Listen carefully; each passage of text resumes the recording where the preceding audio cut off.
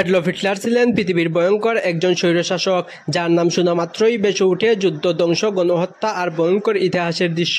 আর হিটলারের হাত ধরেই দ্বিতীয় বিশ্বযুদ্ধের সূচনা হয়। হিটলার জন্মগ্রহণ করেছিলেন 1889 সালে জার্মানির সম্ভ্রান্ত এক ইহুদি পরিবারে। তার বাবা ছিলেন একজন কাস্টম অফিসার। ছোটবেলা থেকে তার প্রবল ইচ্ছা ছিল চিত্রশিল্পী হওয়ার। সেই আশা নিয়ে হিটলার ভিয়েতনামে পাড়ি জমান, কিন্তু সেই সময়কালে ভিয়েতনামে জার্মান, ইহুদি, স্লাভ, হাঙ্গেরি সহ ভিন্ন জাতির মানুষের বসবাস ছিল। আর তখনকার সময় ভিয়েতনামের ইহুদি পরিবারগুলি ছিল অর্থনৈতিক দিক দিয়ে অনেকটা সচ্ছল। হিটলার চিন্তা করে দেখলেন ভিয়েতনামে জার্মানিরা অবহেলিত, লাঞ্ছিত আর বঞ্চিত। এইসব পরিস্থিতি দেখে 1913 সালে হিটলার ভিয়েতনাম ত্যাগ করে জার্মানির মিউনিখে চলে আসেন এবং বছর খানিকের মধ্যে শুরু হয় দ্বিতীয় বিশ্বযুদ্ধ। একদিকে ছিল অস্ট্রিয়া, হাঙ্গেরি, জার্মান, অন্যদিকে ছিল ব্রিটেন, ফ্রান্স, রাশিয়া সহ তাদের মিত্ররা। এই যুদ্ধ ইউরোপকে রক্তে ভাসিয়ে দেয়। হিটলার জার্মান সেনাবাহিনীতে যোগ দেন একজন বার্তাবাহক হিসাবে। যুদ্ধক্ষেত্রে বার্তা পৌঁছে দেওয়া ছিল ভীষণ ঝুঁকিপূর্ণ কাজ, কারণ শত্রুর গুলি, কামান ও বিষাক্ত গ্যাসের মধ্য দিয়ে যেতে হতো। যুদ্ধের শুরুতে হিটলার ছিলেন অত্যন্ত উৎসাহী। তিনি মনে করতেন এটাই ছিল তার জীবনের প্রকৃত সুযোগ, জার্মান জাতির প্রতি তার আনুগত্য প্রমাণ করার। যুদ্ধক্ষেত্রে তিনি সাহসিকতার সঙ্গে দায়িত্ব পালন করেন, যার জন্য তাকে আয়রন ক্রস পদক দেওয়া হয়েছিল। কিন্তু যুদ্ধ যত দীর্ঘস্থায়ী হচ্ছিল, জার্মানিরা ধীরে ধীরে দুর্বল হয়ে পড়ে। জার্মান বাহিনীর সামরিক সাফল্য থাকার সত্ত্বেও তাদের অর্থনীতি ভেঙে পড়ে যায়। সেনারা ক্লান্ত হয়ে পড়ে, এমনকি ক্ষুধার জ্বালায় হাজার হাজার মানুষ মারা যায়। 1916 সালে যুদ্ধক্ষেত্রে হিটলার আহত হন।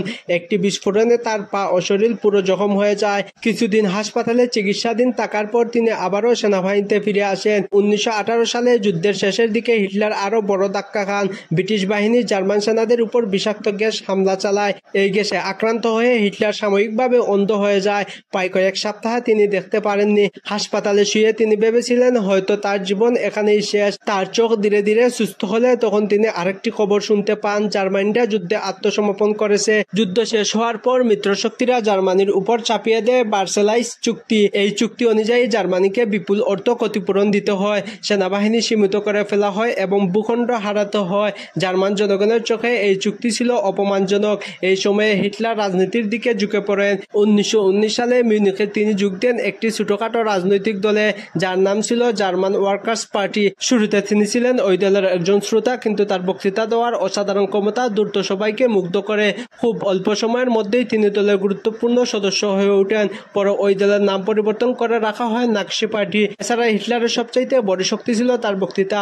তিনি জনগণের ভিড়ের সামনে এমনভাবে কথা বলতেন, তাদের মধ্যে থাকা অপমান ও রাগকে তিনি উস্কে দিতেন। 1923 সালে হিটলার প্রথমবারের মতো ক্ষমতা দখলের চেষ্টা করেন। এই ঘটনাকে ইতিহাসে বলা হয় বিয়ার হল পুটস। তিনি মিউনিখের সরকারকে উৎখাতের চেষ্টা করেছিলেন, কিন্তু তার চেষ্টা ব্যর্থ হয় এবং তাকে গ্রেফতার করে কারাগারে পাঠানো হয়। কারাগারে থাকার সময় হিটলার তার রাজনৈতিক চিন্তাভাবনা দিয়ে একটি বই লিখেন। পরে ওই বইটি প্রকাশিত হয় আমার সংগ্রাম নামে। এই বইতে তিনি স্পষ্টভাবে তুলে ধরেন তার দর্শন, আর্য জাতির শ্রেষ্ঠত্ব, ইহুদি বিদ্বেষ, জার্মানির জন্য নতুন ভূখণ্ডের প্রয়োজন এবং একনায়কতন্ত্র প্রতিষ্ঠার রূপ। যদিও বিয়ার হল অভ্যুত্থানটি ব্যর্থ হয়েছিল, তবুও কারাগার থেকে বের হওয়ার পর হিটলার নতুনভাবে পরিকল্পনা করে দেখলেন হঠাৎ করে ক্ষমতা দখল করা সম্ভব নয়। তাই তিনি গণতান্ত্রিক উপায়ে নির্বাচন ও প্রচারের মাধ্যমে ধীরে ধীরে ক্ষমতার দিকে এগুতে থাকেন। 1929 সালে জার্মানির অর্থনীতি অচল হয়ে পড়ে, লাখ লাখ মানুষ বেকার হয়ে যায়। এই সংকট নাৎসি পার্টির জন্য আশীর্বাদ বয়ে আনে, যার পরিপ্রেক্ষিতে 1930 এর দশকে নাৎসি পার্টির দ্রুত জনপ্রিয়তা পেতে শুরু করে। হিটলারের নেতৃত্বে নাৎসি পার্টি জার্মান সংসদে বিশাল আসন জয় করে।